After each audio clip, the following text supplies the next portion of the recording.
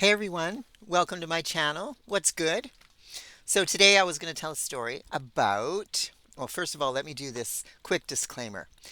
This is a horrible grainy camera. I know that. I don't need to know in the comments. It's all good. It'll rectify itself one day, I'm sure. I switched positions because the dogs are sleeping in my normal spot where I do my videos. Anyways, today I was going to tell a bit of a story about gold panning and off-grid living. So my nickname for about 10 years was Gold Pannin Shannon because I was obsessed with panning. I love gold panning and I kind of always have. It's always been something I've done for fun.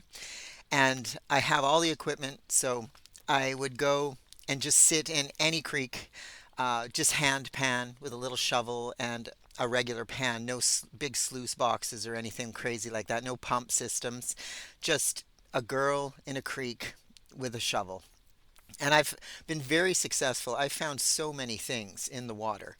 And we, I used to wear my gum boots probably 24/7. I had gum boots on because everywhere was a potential gold panning place. So if I went somewhere, I had my gum boots every time in my car or on the back of my Harley. I would take my gum boots and my pan and I would pan. And it became an obsession where I probably spent 10 hours some days just sitting and panning.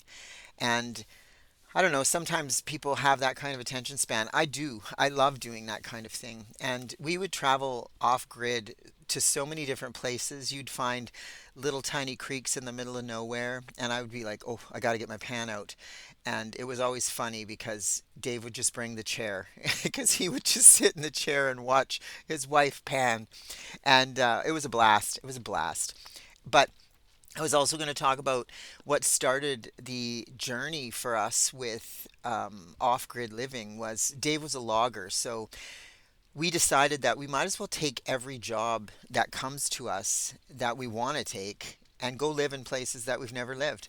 So I think we probably lived in 10 different places over the course of maybe 12 years where wherever the job was, we would go. And it was really fun because we would usually choose to be the gate openers, like the key, we'd hold the keys to the gates of the logging blocks.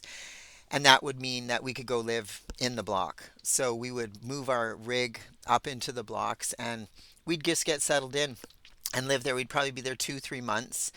And it was such a fun life. But it all started with an old 1981 Coachman we bought off of some neighbors for really cheap. And we just sort of renovated this unit and got it running, and it had it had an exhaust tick, tick tick tick tick tick going down the highway.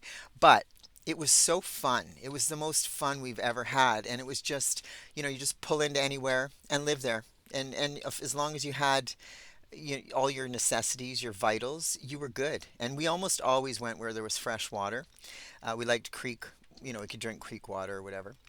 And we had this cool thing where every time we parked somewhere, we would get out as many things around us like bricks, rocks, and we'd build ourselves a stove slash barbecue smoker unit right in a fire pit.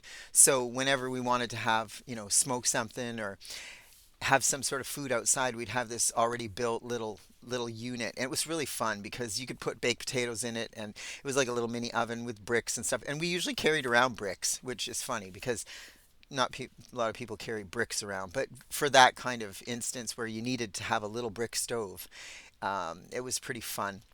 So the adventures never ever ended. And it's funny because my continuation since he's passed away, I'm still doing that. Like we started living like that in 2017, 2018, where we just went out every weekend and then it was for a week and then it was 2 weeks and then it was on blocks, on logging blocks, and we would just go and adventure.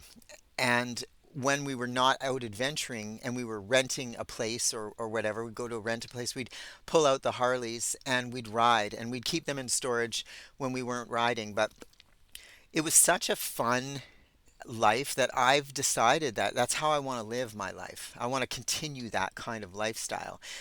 I've sold my Harley, and Sadie used to ride on the back of it, and we used to have some fun. We would, like, Dave had his bike, I had mine, and Sadie was on the back, and we would just, go riding on the weekends or whatever. And it's sort of a thought that I have. I might get a bike again and put a sidecar on and have both dogs ride with me. But for now, I'm just living kind of this dream life of being in an RV still. And I've chosen this way of life because it has been the most beautiful way to live for me. It's very freeing to know that, at any time I could just pull this thing out of here and go somewhere else. I mean, I'm not going to. I like where I am. But yeah, life is such an adventure. And if you don't just grab the bull by the horns and go do something fun, you're going to miss out because there's a lot of stuff you can do that's fun. But I just wanted to, tell you guys that story about gold panning, and I've got all my gear. I pulled it out recently, and I'm thinking, I live on a river, and this river just had the biggest flood, so the alluvial gold is coming down from the mountains. Might be time to get back in the creek. Anyway, I hope you guys have a fantastic day, and God bless you, and thanks for hanging out. Like, subscribe, do all that stuff, comment in the bottom, and I will see you again soon. See ya.